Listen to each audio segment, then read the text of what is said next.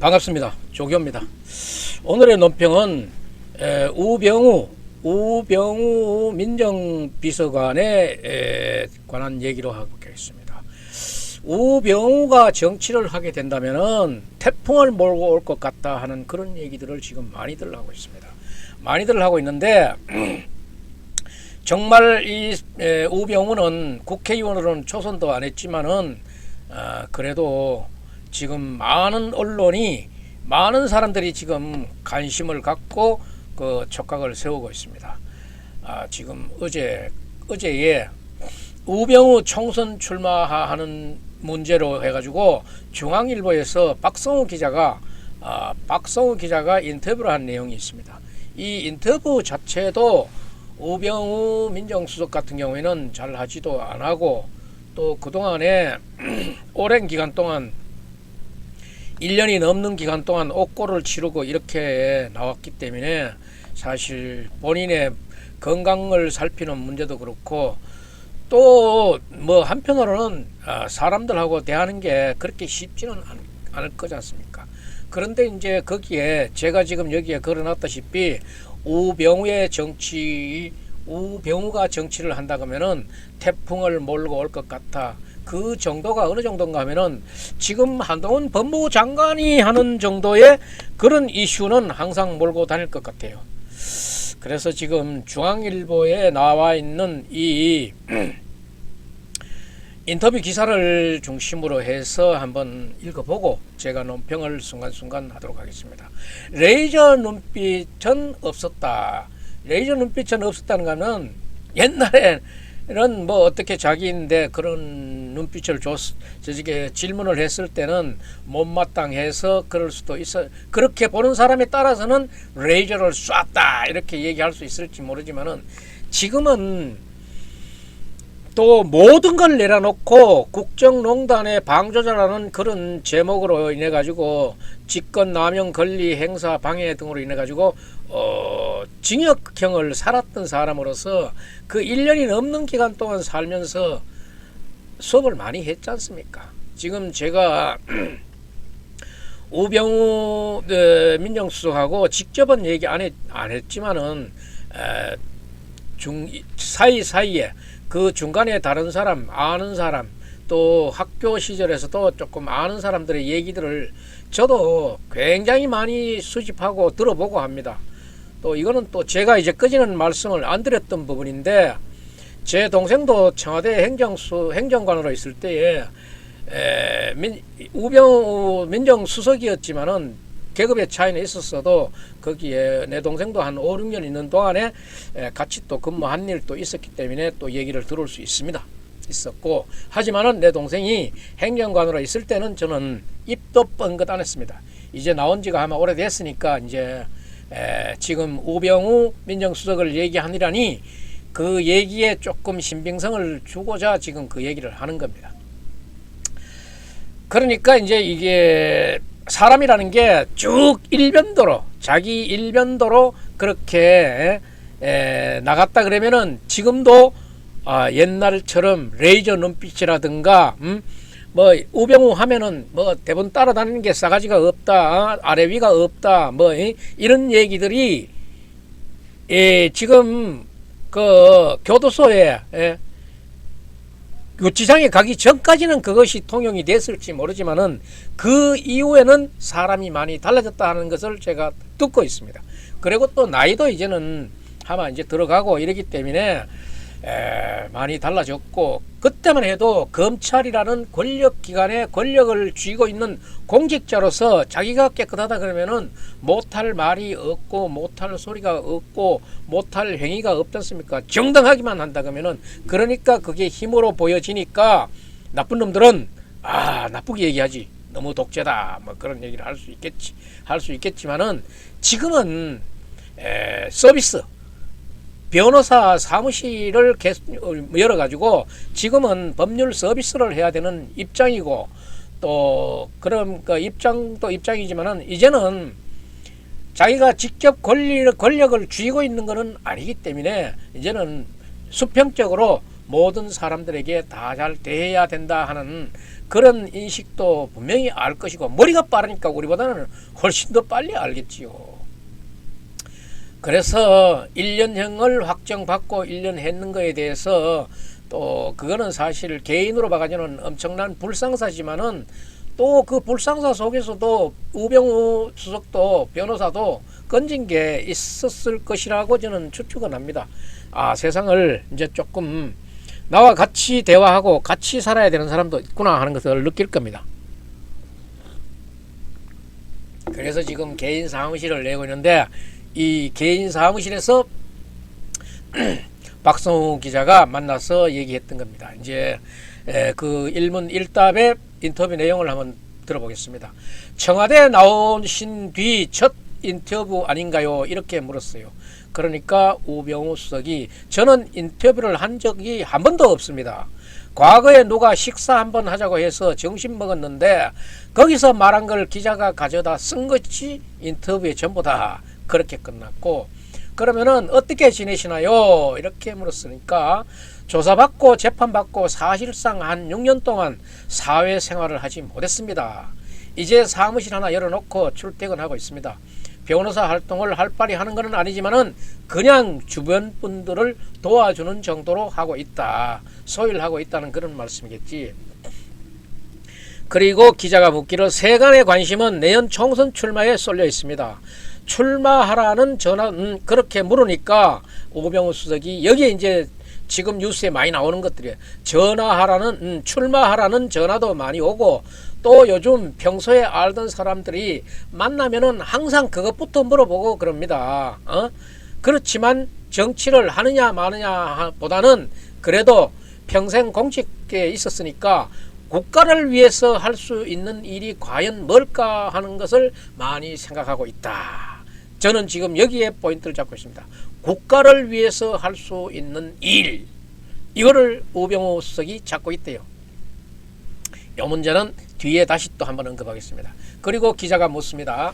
고향 경북 영주가 출마지로 거론되는데요 하니까 우병우 수석이 여기에서 말을 끊어버렸어요. 거기까지 하시죠 하고 웃더랍니다. 영주에서도 그렇게 저한테 자꾸 자백을 받으려고 하는데, 저부터도 그래요. 저부터도 만나면은 당장 이거 확실히 얘기하라고 나도 얘기할 거예요. 똑같은 얘기예요. 영주 사람들한테도 거기까지만 얘기해요.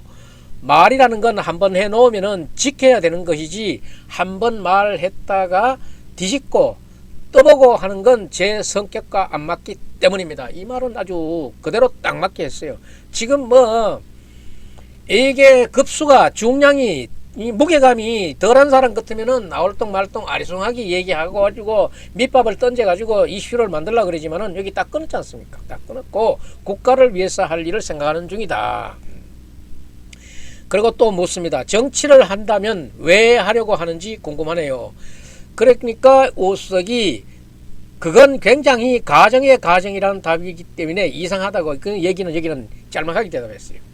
그리고 여기에 또 나옵니다. 국가를 위해서 뭘 할지 생각 중이라면서요. 이렇게 기자가 물었는데, 정치에 한정해서 한 말은 아니고 예전에 국정농단 청문회에서 저한테 어떤 국회의원이 박근혜 대통령을 존경하는 물음을 물은 적이 있습니다.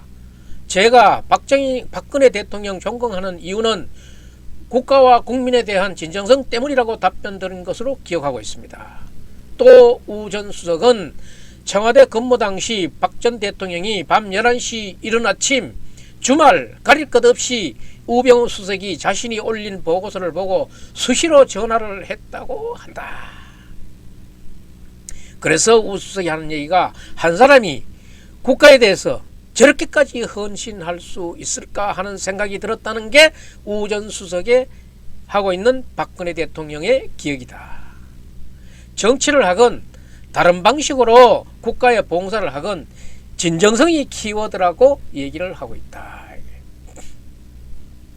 돌이켜보면은 이런 점은 그래도 잘했다, 이런 점은 좀 더 잘했어요 라고 생각드는 점이 있느냐고 기자가 물었어요.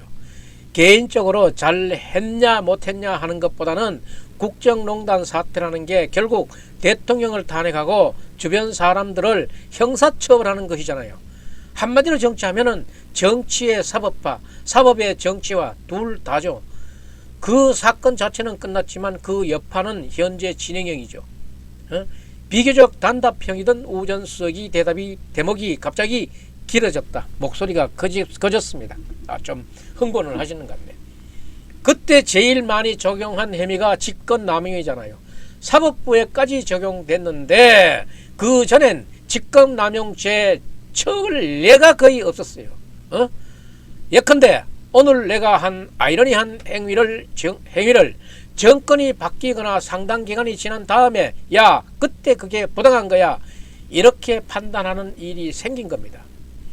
검사나 판사가 몇 년 뒤에 내가 한 일이 부당하다고 하면은 범죄자가 되는 거죠. 어떤 공무원이 과감한 결정을 할 수 있겠어요? 지금 그 부작용으로 인해서 우리 헌법이 항정하는 행정부의 기능이 제대로 수행되지 않고 있다는 부분에 대해 한번 진지하게 고민해보고 풀어야 하는 게 국가적 숙제라고 생각한다고 우수석이 얘기하고 있어요. 그리고 박근혜 전 대통령과는 최근 소통한 적이 있나요? 하고 기자가 물었어요. 대답이 지금 경북 달성에 계시잖아요. 아직은 건강이 안 좋고 건강이 회복되면 예전에 같이 했던 분들 만나겠다. 그런 전언을 있었죠. 꼭 제가 만나고 안 만나고가 떠나서 대통령께서 빨리 건강을 회복하셨으면 좋겠습니다. 이렇게 얘기했고 기자가 또 묻습니다. 검찰공화국이라고들 합니다. 이렇게 물었을 때 우수석이 진짜 그런가요? 검사 출신들이 얼마나 많은 자리를 하고 있나요? 지금 운동권이 많이 하고 군사 정권 때 군인들이 많이 하고 그랬잖아요. 저는 공직자는 그렇게 사람을 출신으로 딱 규정해 버리고 너는 어디 출신이라고 낙인 찍으면 안 된다고 봐요. 저는 인사검증을 해봤잖아요. 사람이 같은 출신이면 다 똑같나요? 물론 자꾸 이렇게 검찰이 언급하는 건 검찰의 존재 이유나 목적이 비춰지어서 지금 검찰에 좋은 일은 아닙니다. 그게 절대로 잘 됐다 못됐다 할 일이 아니고 공직자로서 어떻게 일을 하느냐에 따라서 다르지 않겠어요. 경북 영주고를 졸업한 우전수석은 같은 경북이라는 경북고 등 이른바 TK 주리에 대해 소외감을 가져왔다. 한 검찰 선배는 그런 우전수석에게 차라리 강원도 출신이라고 해라 하고 조언해 줄 정도였다. 이처럼 우전수석의 출신을 따지는 것에는 민감하다. 야, 봉화 출신 영주고등학교가 굉장히 홀대받았다는 얘기네. 그렇지만은 때가 워낙 세니까 잘 이겨냈을 거예요. 기자가 또 묻습니다. 검찰 출두 때 포토라인에서 레이더 눈빛을 쏴서 화제가 됐어요. 우전수석이 대답합니다. 언론에서 그렇게 만든 건데 좀 그렇지 않아요. 사람 눈빛을 가지고 내 눈빛은 좀 기분 나쁜 눈빛이라니 검사할 때 저녁에 싸운 사람들 공소장 쓰다 보면 경찰에서 상대방이 기분 나쁘게 쳐다본다는 이유로 이렇게 올라와요. 그게 저 사람 눈빛은 기분 나쁜 눈빛이고 이 사람 눈빛은 선한 눈빛이라고 따로 규정이 돼 있나요? 돈을 받아 먹었다든지 누구를 어떻게 했다든지 그렇게 해서 레이더 눈빛 쏘니까 나쁜 놈이다. 그런 걸로 공격하고 그때는 그게 하나의 정치적인 프레임이었다고 생각합니다. 이렇게 대답했어요. 그리고 기자가 다시 묻습니다. 우병우 사단은 여전히 연락하고 계시나요? 대답합니다. 그것도 언론에서 만든 용어잖아요. 나조차도 우병우 사단이 누군지 몰라요. 어떤 후배가 저도 이번에 우병우 사단이라고 지목당해서 불이익 받았습니다. 그러면 니도 우병우 사단이구나. 이렇게 아는 거지. 일반 형사부도 그렇지만은 특수부에서 일 같이 오래 하면 고생 많이 하잖아요. 정이 드는 거죠. 384일 동안 구치소에서 있으면서